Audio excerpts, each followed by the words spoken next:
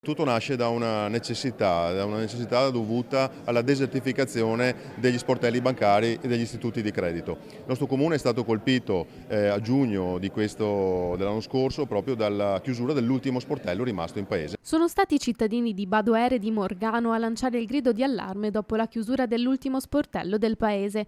Per poter effettuare anche solo un normale prelievo da una cassa, i residenti si sono visti costretti infatti a raggiungere in auto i comuni vicini.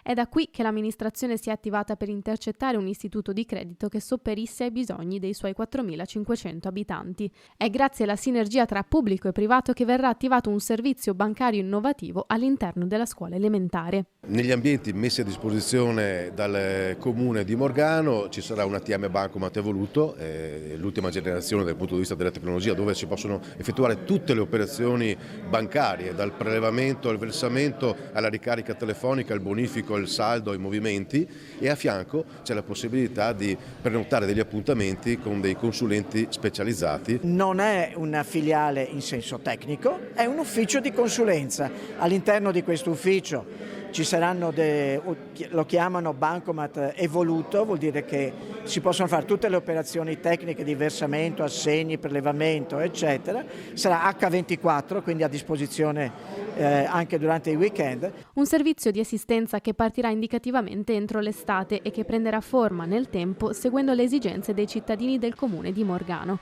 È la prima volta di un progetto simile in Veneto. Chiamiamolo pure progetto sperimentale. Sperimentale non perché dobbiamo inventare chissà cosa o l'acqua calda, ma perché dobbiamo cucirlo attorno alle necessità del territorio. Questo significa avere un progetto sostenibile e avere un progetto efficiente, perché il mondo sta cambiando molto velocemente e noi cercheremo di adeguarci.